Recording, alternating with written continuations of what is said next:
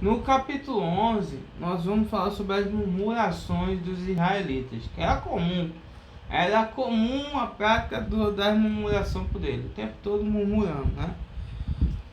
E aconteceu que, queixando-se o povo, era mal aos olhos do Senhor. Deus não se agradava com isso, porque o Senhor ouvia-o e a sua ira se acendeu, e o fogo do Senhor ardeu entre eles e consumiu o que estavam na última parte do arraial. Então o fogo de Deus ali caiu e consumiu quem estava nessa última parte do arraial, provavelmente local onde estavam os murmuradores, os que estavam ali criando todo esse problema. Então o povo clamou a Moisés, e Moisés orou ao Senhor, e o fogo apagou. Então Moisés o tempo todo, como eu falei anteriormente, submisso ao Senhor, não fazia nada, né? Ele não tomava a iniciativa, não tomava ali a formativa da situação de resolver. Ele sempre recorria ao Senhor para resolver a situação. Pelo que chamou aquele lugar Taberá, porquanto o fogo do Senhor se acendeu entre eles. E o vulgo que estava no meio deles veio a ter grande desejo. Pelo que os filhos de Israel tornaram a chorar e disseram: quem nos dará carne para comer? Então a murmuração começou-se novamente. O fogo tinha consumido aqueles murmuradores. Aí um novo grupo começou a murmurar agora com relação à fome, né? E lembramos-nos dos peixes que no Egito comíamos de graça, e dos pepinos e dos melões, dos porros e das cebolas e dos alhos. Mas agora a nossa alma se seca, coisa nenhuma há senão este maná diante dos nossos olhos. Ou seja, Deus, né, alimentava eles de uma forma sobrenatural no deserto, que não havia tantos alimentos para suprir ali a sua fome. Então Deus supria a sua fome através do maná. Todas as manhãs ele deixava ali o maná para que o povo apanhasse e comesse, e não podia guardar para o outro dia.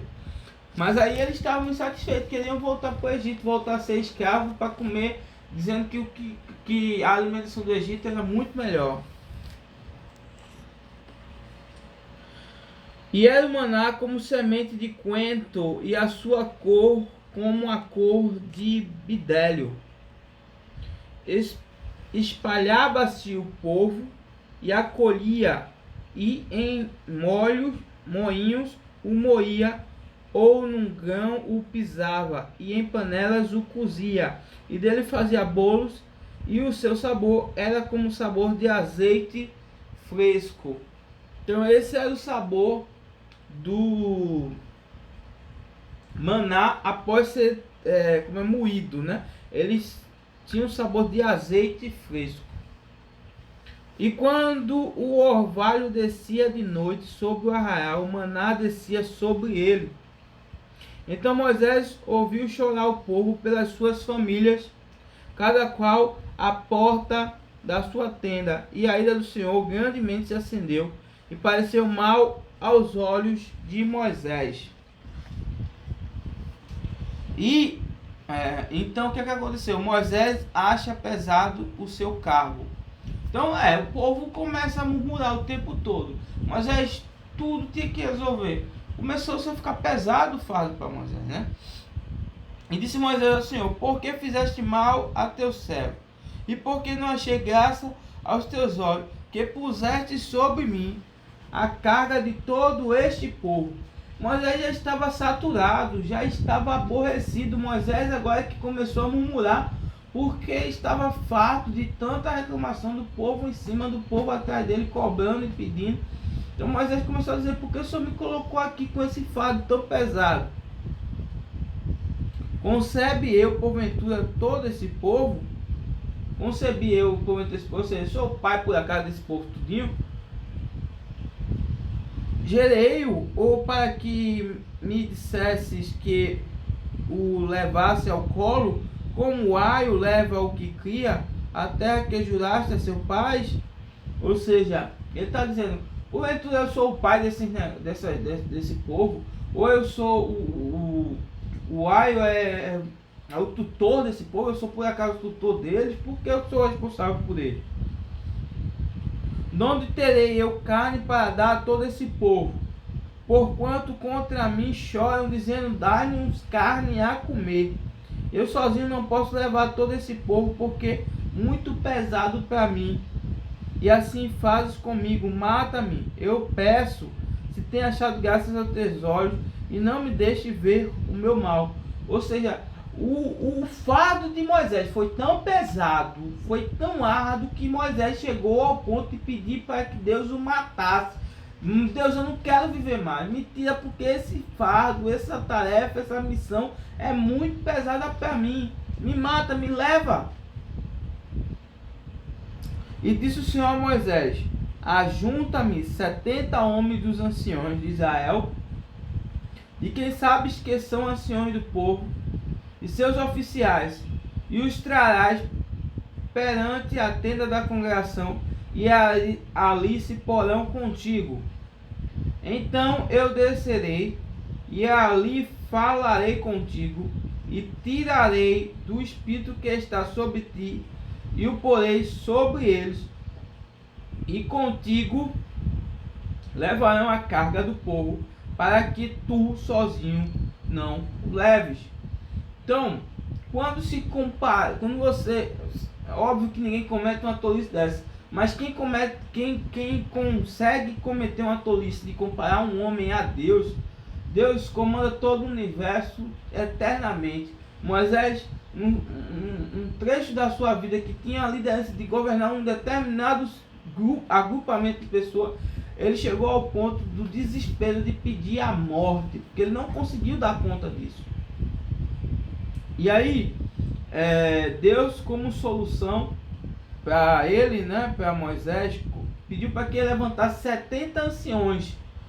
Anciões remete a sabedoria, eram homens mais maduros, mais velhos, que tinham a experiência e a sabedoria para lidar com as coisas. E eles não dariam com as coisas, tratariam as coisas com apenas o seu conhecimento e sua experiência, que é importante o conhecimento e a experiência que ele tinha. Não é à toa que Deus mandou Moisés levantar anciões, 70 anciões. Então, homens de confiança, homens que eles respeitavam, homens que ele poderia ficar tranquilo que eles estariam exercendo um bom trabalho de organização, um bom trabalho de liderança. Então eram homens escolhidos por Moisés, de confiança dele. Então se era de confiança dele é porque eles exerciam, eles tinham algum conhecimento, tinham experiência, ele tinha a maturidade da vida. Mas essa informação que ele tinha, essa gama de conhecimento, não era o suficiente. Eles necessitavam receber do Senhor o quê? O Espírito que estava sobre Moisés. Então eles não iriam apenas exercer a sua função, essa tarefa que tinham recebido, com o conhecimento que eles têm. Eles tinham que exercer essa função amando ou com poder recebido do Espírito que habitava, que vivia sobre Moisés. Interessante a palavra sobre, porque após a morte de Cristo, o Espírito Santo passou-se a habitar em nós. Ele habita em nós. Nós somos templo e morada do Espírito Santo. Mas nesse período aqui, o Espírito ele habitava sobre o indivíduo. E não era para todos. Eram indivíduos que Deus havia levantado para organizar, para liderar, para ir à frente do seu povo. Então Deus escolhia esses líderes e colocava o Espírito sobre, não dentro, sobre eles. Então Deus pegaria esse Espírito que estava sobre Moisés e iria expandir, iria derramar sobre os 70 homens que ele havia escolhido. E dirás ao povo: santificai-vos para amanhã, e comereis carne. Porquanto choraste aos ouvidos do Senhor, dizendo: quem nos dará carne a comer? Pois bem, nos ia no Egito, pelo que o Senhor vos dará carne e comereis. Não comereis um dia, nem 2 dias, nem 5 dias, nem 10 dias, nem 20 dias, mas o mês inteiro, até vos sair pelos narizes, até que vos infarteis dela, porquanto rejeitaste ao Senhor, que está no meio de vós, e choraste diante dele, dizendo: por que saímos do Egito? Então Deus ficou tão irado com essa história de estar o povo chorando carne, pedindo carne. Deus disse: ó, eu vou atender o pedido de vocês. Vocês não querem carne? Eu vou entupir vocês de carne. Vocês vão comer carne, até carne sair do nariz de vocês. Vocês vão comer carne demais. Não vai ser um dia ou 2 não, vai ser um mês todinho. Eu vou entupir vocês de carne. Certo? Para vocês aprenderem que eu sou o Senhor. Então, para você ver que eu tenho poder, para você ver. Agora Deus não fez isso com alegria, fez isso para mostrar mais uma vez que ele era com o povo. Mas ele ficou irado com o povo, porque o que Deus havia estendido para eles era o maná, e não foi suficiente para eles. E o que mais irava a Deus é porque eles ficavam sempre fazendo essa comparação com o Egito. Eles vinham como escravos lá, mas estavam sempre fazendo essa analogia com o Egito. Disse Moisés: 600.000 homens de pé é este povo, no meio do qual estou. E tu tens dito: dar-lhe-ei carne, e comerão um mês inteiro? Degolar-se-ão para eles ovelhas e vacas que lhes bastem? Ou ajuntar-se-ão para eles todos os peixes do mar que lhes bastem? Ou seja, Moisés, por mais temente que fosse a Deus, por mais fiel, por maior a fé que ele tinha em Deus, ele questionava a Deus.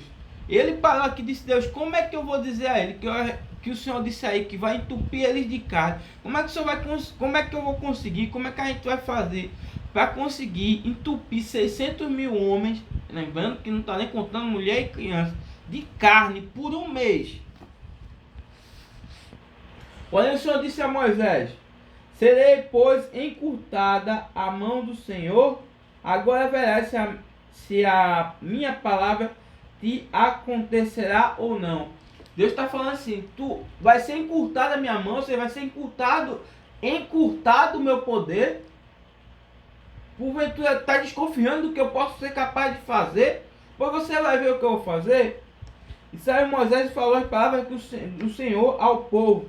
E ajuntou ali os 70 homens dos anciões do povo, e o pôs em roda da tenda. Então o Senhor desceu na nuvem e falou, e tirando do espírito que estava sobre ele, pôs sobre aqueles 70 anciãos.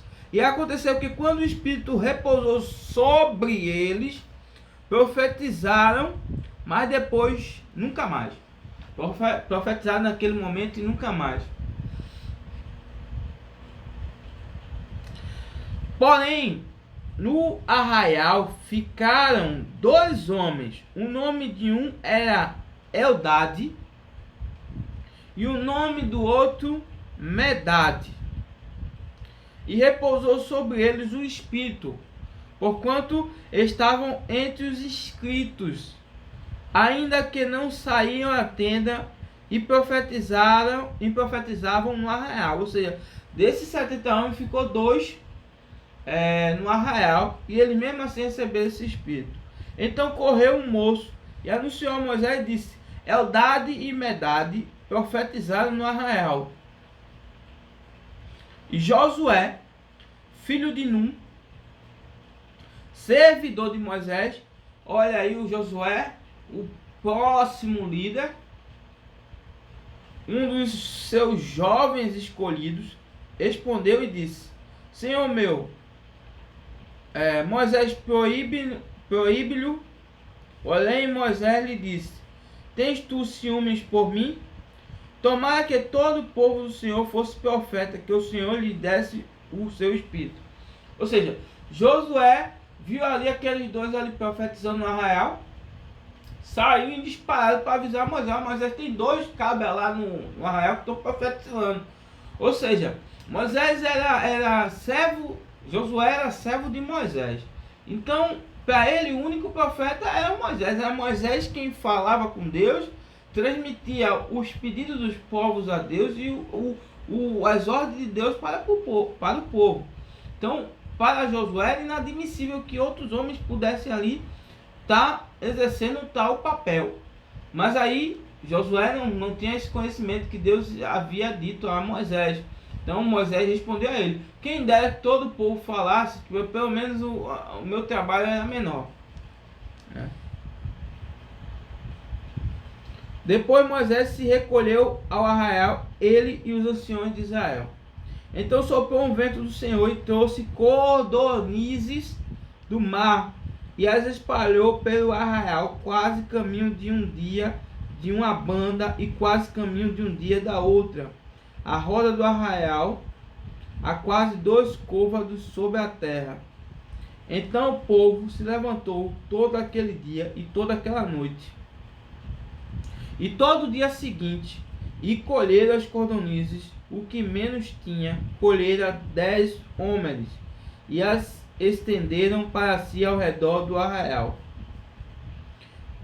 Então, ou seja, Deus fez com que soprasse um vento e trouxesse todas essas codornizes, essas aves, para que eles se alimentassem. Foi tanta ave que era caminho de um dia para chegar ao fim dessas aves, né?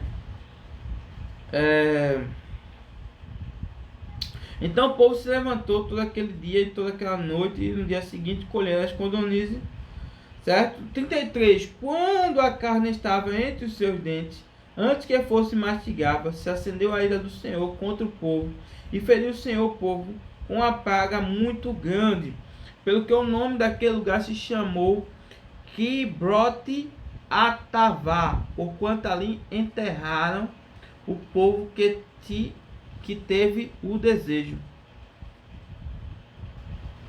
De Kibrote Atavá caminhou o povo para Azerote e parou em Azerote. Então veja só, relendo o 34, pelo que o nome daquele lugar se chamou Kibrote Atavá, porquanto ali enterraram o povo que teve o desejo.